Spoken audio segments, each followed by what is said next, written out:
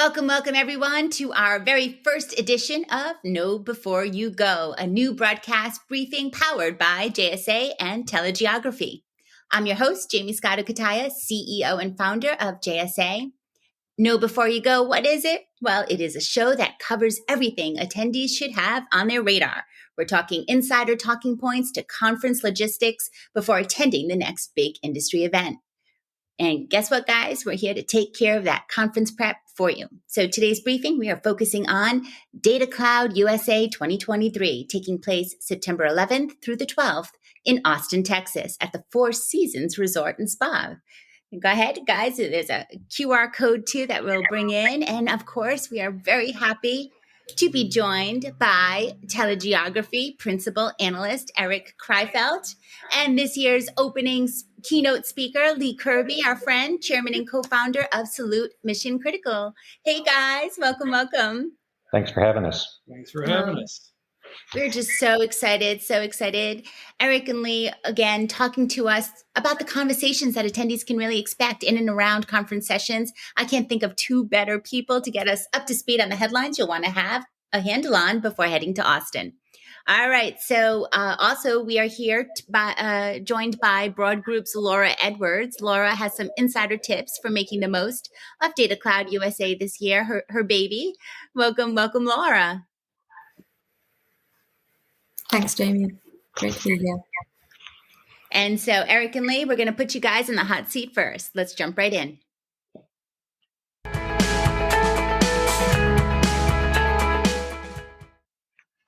All right. As we are beginning the trends to know before you go section, Lee, I'm going to go ahead and start right with you. Can you share us a preview of what your opening keynote might be? You bet. It's on September 11th, so everybody will remember that date and many dates in our history and give pause and thanks for those that have served. But I'm going to try and change the conversation to one of business, because I think the act of hiring a veteran or a military spouse has an ROI associated with it far more than most realize. And what I'm hoping to do is give that ROI. I'll provide a couple case studies and have a business conversation about it, because the case studies will show not only do you get it at the individual level, but the company itself will outperform the industry. And that's when you start seeing action rather than just feelings. Yeah. And I love that you began noting the conference beginning on September 11th. As a New Yorker that lived there during that time, our hearts are full. Thank you again for your work with veterans, and as a veteran yourself, of course. Can you tell us a little bit about Mission Critical's mission to train and employ veterans, particularly in data centers? You bet. We started 10 years ago with the mission to be a bridge to the industry for the military community and establish the training programs and the operations. And we found out through the process that it was actually a great formula for business success, because we knew what services we wanted to provide.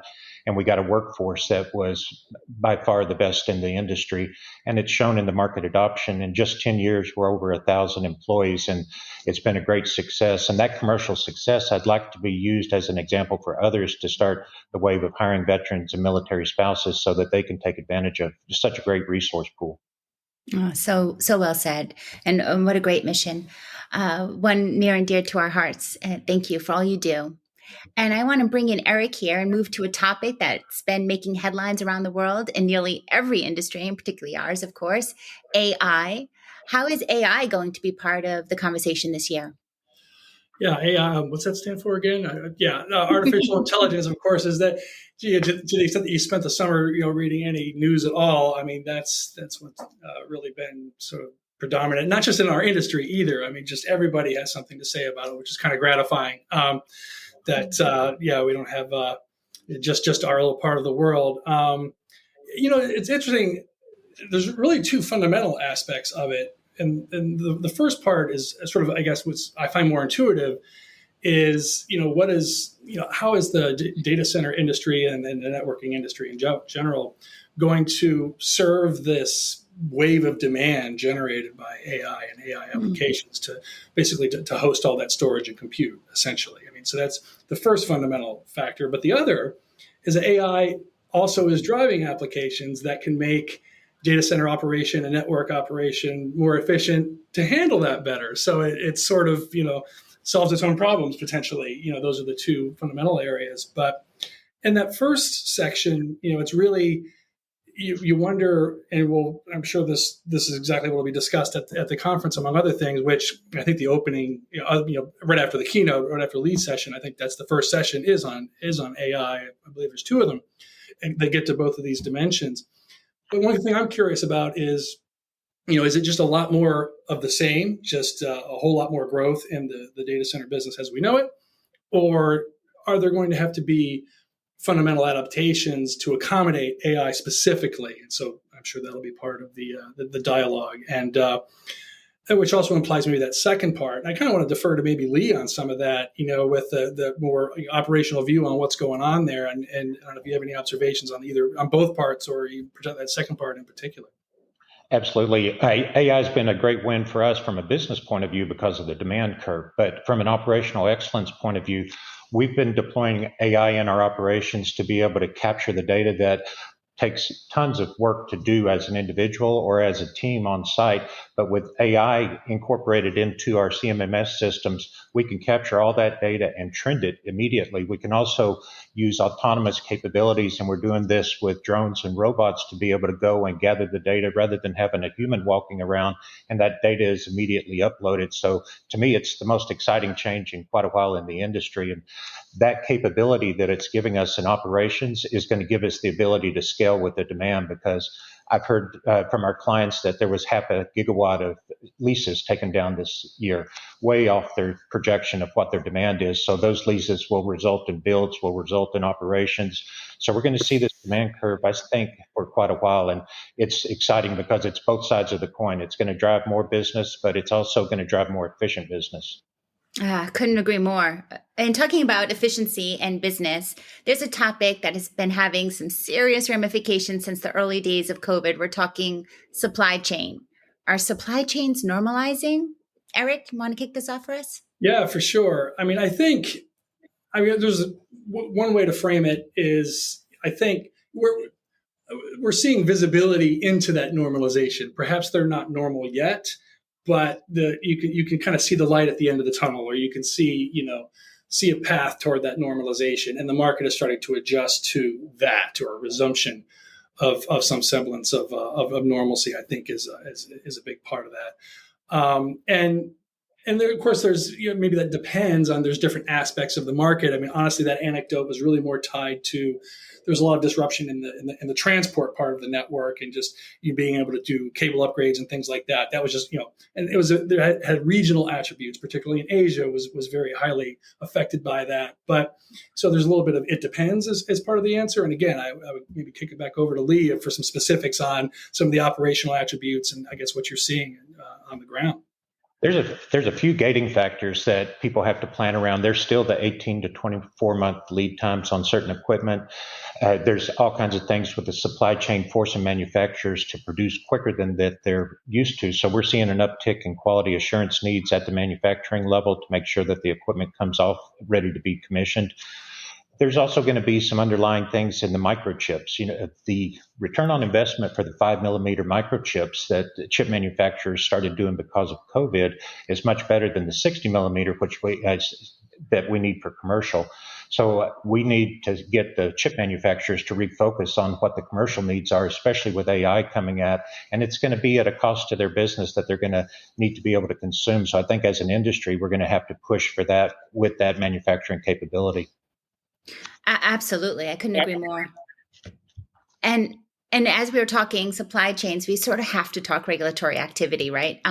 What do you think regulators are doing in the major markets here in the US, like Aspen, but also globally, Europe, Asia, places like Frankfurt, Amsterdam, Singapore?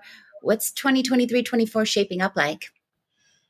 Eric? Certainly one of the bigger issues, and it relates to the kind of the previous question, because another dimension of all that is energy availability, and that's really tied to a lot of the, I guess, regulatory consternation, such as it is, in a lot of these places. That is it's just a big factor there, along with just other fundamental things of just a pure lack of space. It's literally to run data centers in the conventional places where we would expect them to be, like Singapore, for example, which just recently lifted a moratorium that it had for, I guess, years, on new development, and that's been lifted some, but clearly with criteria associated with that, and that's what ties into sort of that regulatory question. You've got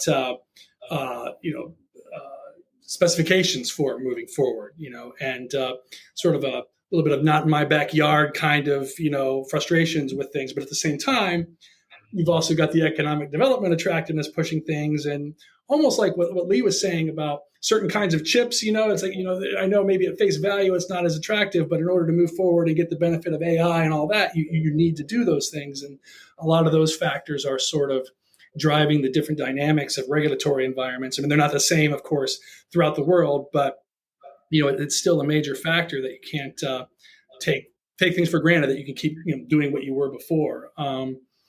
So yeah, you're definitely a lot of moving parts there.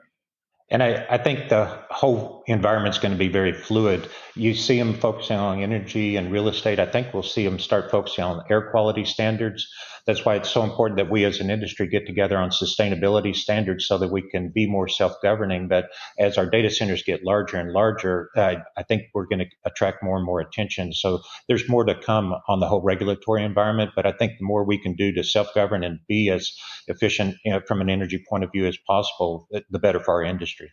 I couldn't agree with that more. We've worked on greener data together. So yes, absolutely. Now let's shift a little bit of focus to the edge, something that got a lot of conversation, a lot of attention in previous years. Is edge still a thing, or is network automation keeping us more centralized in the network? I know you guys are the pros here. Lee, I'll begin with you. Well, it is still a thing, but I think it's how do you define what that thing is? To some companies, the edge can be a regional data center. To others, it may be a footlocker at the bottom of a cell tower. But the majority of the investment is still in the large hyperscale type data centers that's going into the industry. So I think edge is how you define it. And we're seeing a lot of applications. If you know what your latency and your distribution requirements are for the data, that's where the edge is going to be. And that can be a regional data center, or it can be a small modular device that you put out. So it's still a thing. It's just not as big a thing, I think, as the large data centers, which is okay with me. I think it's a fair view. I mean, I think of it, and I can corroborate much of what Lee said. It's a bit more conceptual, but I think of, the edge is somewhere along a continuum, from, and I'll just go with the extremes. I mean, one is, right here on your desk, and I need that storage and compute right here with custom hardware in my laboratory, and that's the only way this application is going to run. Or the other extreme, which is the cloud, the public cloud, and I can just ship off all my storage and compute there and have all of it done there and get all the economies of scale and all the goodness that comes with that. Somewhere in between is the edge, where you're kind of combining both of those qualities. You're closer to the end user where that's necessary. Basically, you can measure that in latency. If you're within a few milliseconds of, for example, you can kind of use that as a figure of merit. Like, okay, I need to be within 5 milliseconds of this application. And the edge, it's a good way to define the edge, for example. But if you have those kind of, so applications that fit that spot will make sense to do, but those that still need just really bulk computing power that they can ship off, or really specialized hardware that is on premises, that has not gone away, and maybe there's a rebalancing and kind of a shifting of needs. And again, AI comes in, maybe that shifts things around. As Lee was saying, right now, the bulk of it is still out there in the cloud. And I think that's a fair observation, but there always has been, I don't know if it's a long tail, but there are others that have different attributes, and that may change. And maybe the edge becomes more of a thing or less of a thing. Maybe it's also fair to say it hasn't really experienced its killer application that has made it, disproportionately more in demand than other points on that continuum of application venue. Well, I am so glad we're recording on this, Eric, because finally I got a succinct definition of the edge. So thank you for that. We have covered such a lot of ground already, clearly, in a short period of time. But I do have one final question for you both. Are hyperscalers running hot? Are they slowing down, or just working through major investments that will resume? Are we bullish or bearish on the hyperscalers? What's going on there? Lee, I'll start with you. About a year ago, when the cost of capital changed, we got very conservative in our forecast, and we thought it was going to be a slowdown. We were wrong. It's the gas pedals to the floor, and the hyperscalers are growing and investing like never before. And I think AI has a lot to do with it, and it's exciting to me because I'm way ahead of forecast, so that makes me look good. Yeah, it's a tough to bet against them, for sure. But the thing is, even they will tell you that their growth is hard to predict. It's just a lot of it, and yeah, to bet on them kind of slowing down. They may be slowing down, but slowing down compared to what? Compared to explosive growth, which is now huge. And even if it becomes a bit more incremental, that's on a huge base. And once again, relating back to AI, who's really going to be, I guess, doing, or hosting the AI? If a lot of it is at the hyperscalers, which makes sense, well, they already have a lot of capacity, or certainly a roadmap of data center capacity and other parts of networking and computing. So then it becomes a question of like, okay, can they kind of handle it within that with largesse, or is there going to have to be that much more with a big unpredictability band around that? But yeah, probably wouldn't go with the sky is falling one on that. But we'll have to see. Yeah, I'm hearing bullish and bearish from you both, from each of you, but I think we're leaning more bullish, and that sounds right to me. All right, guys, thank you so much, Lee, Eric, for joining us, for your insight. As always, we so appreciate you guys. Some really incredible insight that I'm sure attendees are going to just be so happy to have in advance of this amazing event. Thanks, now, let's go ahead and finish out this briefing with some insider tips for making the most of our time at DataCloud USA.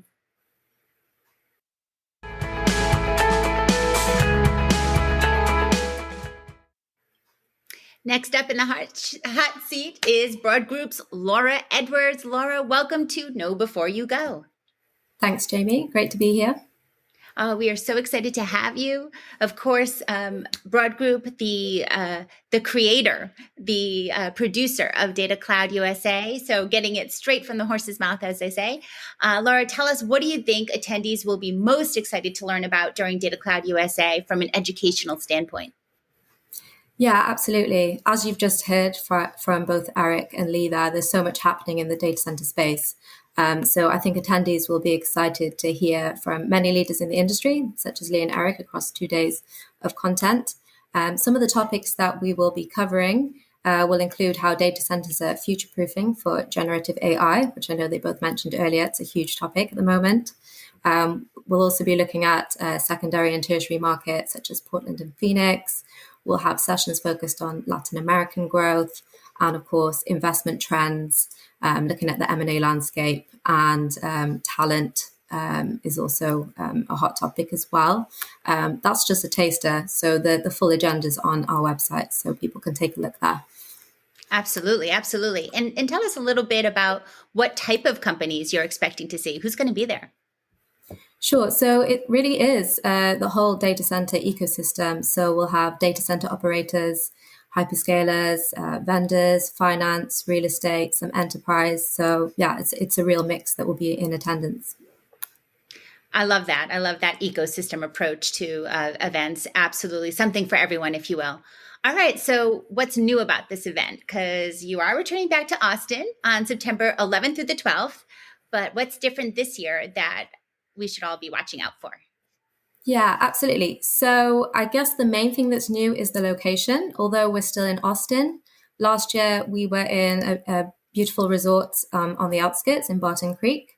However, we had a lot of feedback that people wanted to be downtown. I did venture downtown last year, so I can see why people wanted to be there. So this year we're delighted to be in the Four Seasons. So that's really exciting.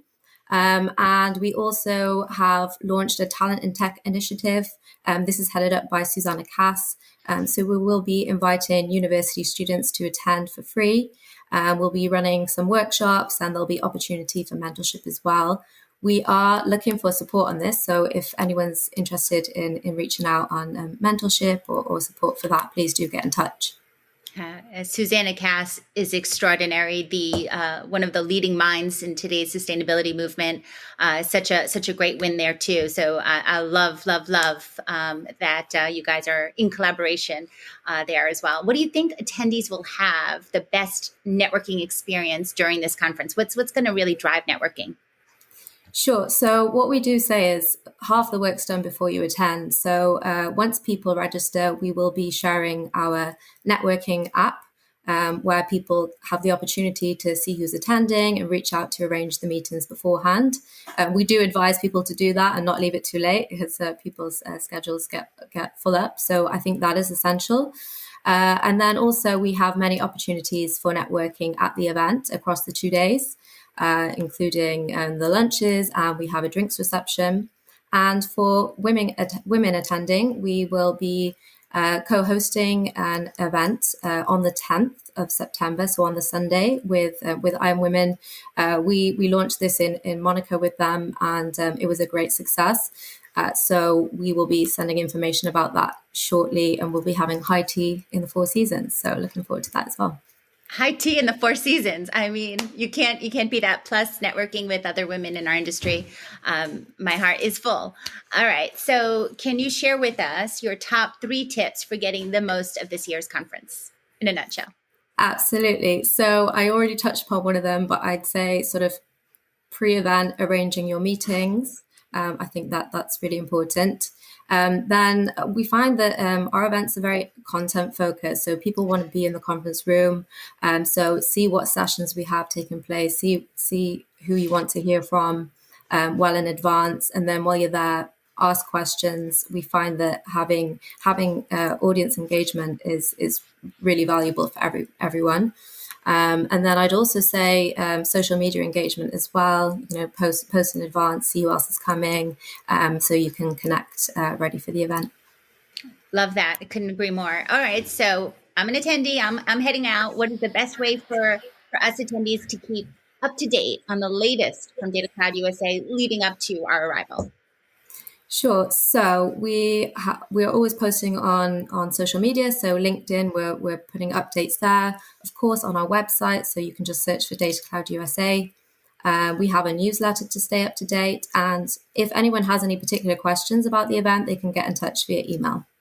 Oh, it's so exciting. So exciting. There's certainly a lot of excitement for DataCloud USA. Before we wrap up today, I just want to say thank you so much, Laura, for a phenomenal event in the Four Seasons. I'm already excited. It's already a success in my book. But before we do wrap up, can you share with us the plans that are on the horizon for DataCloud Conference Series? You guys are picking the best locations all over the world. Yeah, absolutely. So we have many things planned for the next year and beyond. So a couple of weeks after DataCloud USA, we have our DataCloud ESG event taking place in Oslo. We're also in the plans for DataCloud Global Congress, and that's moving to Cannes next year in June. And we also have plans for future launches as well. So watch this space. Love it, love it, love it. We will be there. We will be tracking your every move for sure. Thank you so much, Laura, for joining us and bringing the guys back. Thank you, Telegeography Principal Analyst Eric Kreifeld and opening keynote speaker and friend Lee Kirby of Salute Mission Critical for giving us such great insight on the latest trends. Thanks, guys. Thank you. Thank you. Happy to do it. Thank you. And we should note, guys, to get all the details to prepare for DataCloud USA, just like Laura told us, visit broad-group.com during the conference week. Use hashtag DataCloudUSA. And by the way, guys, we have a QR code too that will link right here to the registration page, and use the discount from JSA 10 to save 10% on your registration. So go ahead and use that QR code, and it makes it a little easier to save. Also, tune in the week of DataCloud USA as JSA broadcasts live across multiple platforms, just like we're doing here today, but from the expo floor with interviews with top thought leaders like Lee. All right. In the meantime, follow both JSA and Telegeography on LinkedIn, or find out more on jsa.net and telegeography.com. Thank you, everyone, for tuning in to Know Before You Go. And as always, happy networking, my friends.